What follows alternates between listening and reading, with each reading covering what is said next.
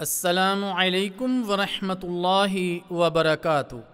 الحمد للہ رب العالمین والصلاة والسلام علی اشرف الانبیاء والمرسلین سیدنا محمد وعلی آلہ وصحبہ اجمعین۔ سحری کا بیان۔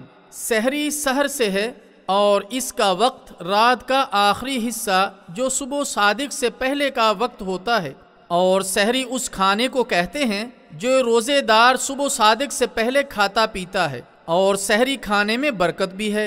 نیند سے بیدار ہونے کے بعد جان بوجھ کر سحری ترک نہیں کرنا چاہیے۔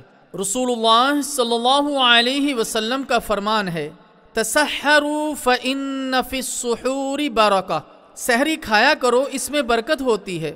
رسول اللہ صلی اللہ علیہ وسلم کا فرمان ہے، ہم مسلمان اور یہود و نصارہ کے روزوں کے درمیان فرق سحری کھانے کا ہے کہ یہود و نصارہ سحری نہیں کھاتے اور مسلمان سحری کھاتے ہیں۔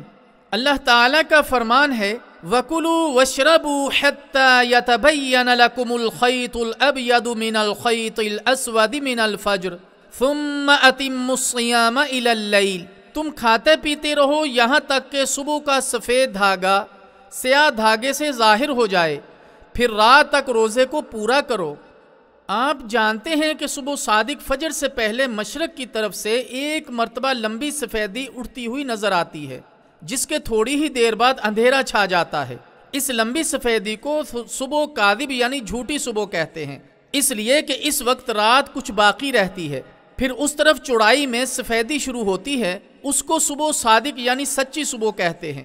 صبح کاذب میں کھانا پینا جائز ہے، اور صبح صادق ہونے پر روزہ دار کو کھانا پینا حرام ہو جاتا ہے، اور روزہ صبح صادق سے شروع ہوتا ہے اور غروب آفتاب تک رہتا ہے۔ حافظ ابن حجر رحمہ اللہ تعالی کہتے ہیں، سحری کرنے سے کئی اعتبار سے برکت حاصل ہوتی ہے۔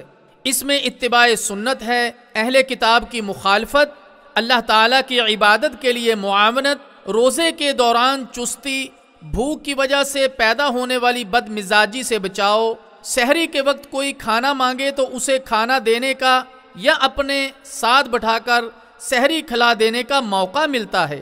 اسی طرح سحری کے وقت ذکر و اذکار، دعا و مناجات، اور خصوصاً یہ وقت قبولیت کا بھی ہوتا ہے۔ اس طرح سونے سے قبل اگر کسی نے روزے کی نیت نہیں کی تو اسے روزے کی نیت کرنے کا موقع بھی مل جاتا ہے۔ اللہ تعالیٰ جل شانہ ہمیں عمل کرنے کی توفیق عطا فرمائے۔ وصلی اللہ وسلم علی نبینا محمد۔